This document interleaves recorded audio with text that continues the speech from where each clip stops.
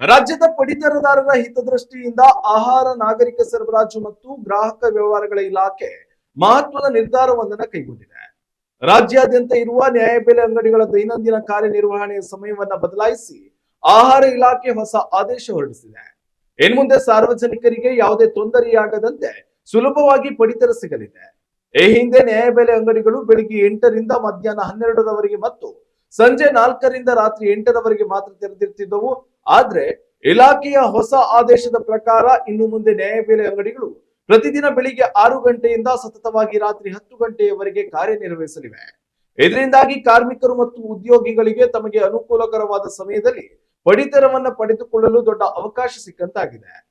ಪ್ರಸಕ್ತ ಜುಲೈ ತಿಂಗಳ ಅನ್ನಭಾಗ್ಯ ಯೋಜನೆಯ ಅಕ್ಕಿ ಹಾಗೂ ಇತರೆ ಆಹಾರ ಧಾನ್ಯಗಳ ವಿತರಣೆಯು ರಾಜ್ಯದ ಹಲವು ಜಿಲ್ಲೆಗಳಲ್ಲಿ ತೀವ್ರ ವಿಳಂಬವಾಗಿರುವುದು ಸರ್ಕಾರದ ಗಮನಕ್ಕೆ ಬಂದಿದೆ.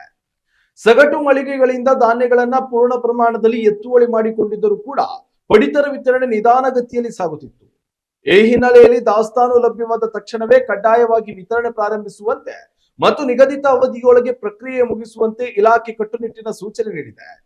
ಕೆಲವು ನ್ಯಾಯಬೆಲೆ ಅಂಗಡಿಗಳ ಮಾಲೀಕರು ತಮಗೆ ಇಷ್ಟ ಬಂದ ಸಮಯದಲ್ಲಿ ಅಂಗಡಿ ತೆರೆಯುತ್ತಿದ್ದರು, ಅಲ್ಲದೆ ಪಡಿತರ ಖಾಲಿಯಾಗಿದೆ ಎಂದು ಹೇಳಿ ಗ್ರಾಹಕರನ್ನ ವಾಪಸ್ ಕಳುಹಿಸುವ ಮೂಲಕ ಕಳ್ಳಾಟ ಆಡುತ್ತಿದ್ದರೆಂಬ ವ್ಯಾಪಕ ದೂರುಗಳು ಕೇಳಿಬಂದಿದ್ದವು. ಇದಕ್ಕೆ ತಕ್ಷಣವೇ ಬ್ರೇಕ್ ಹಾಕಲು ಸರ್ಕಾರ ದಿನದ 16 ಗಂಟೆಗಳ ಕಾಲ ಅಂಗಡಿಗಳನ್ನ ಮುಕ್ತವಾಗಿಡುವ ಈ ಕ್ರಾಂತಿಕಾರಿ ನಿಯಮವನ್ನ ಜಾರಿಗೆ ತಂದಿದೆ.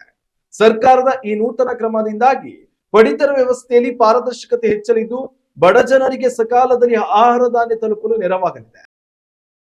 ಉತ್ತಮ ಸಂಸ್ಕಾರಯುತ ಶಿಕ್ಷಣದೊಂದಿಗೆ VSS English medium CBSE school Udupi Muddur. ನರ್ಸರಿಯಿಂದ 10ನೇ ತರಗತಿವರೆಗೆ ಶಿಕ್ಷಣದ ಜೊತೆಗೆ 5ರಿಂದ 10ನೇ ತರಗತಿವರೆಗಿನ ವಿದ್ಯಾರ್ಥಿನಿಯರಿಗೆ ಉತ್ತಮ ಹಾಸ್ಟೆಲ್ ಸೌಲಭ್ಯವೂ ಇದೆ. ನಿಮ್ಮ ಮಕ್ಕಳ ಪ್ರವೇಶಾತಿಗಾಗಿ ಈ ಸಂಖ್ಯೆಗೆ ಕರೆ ಮಾಡಿ.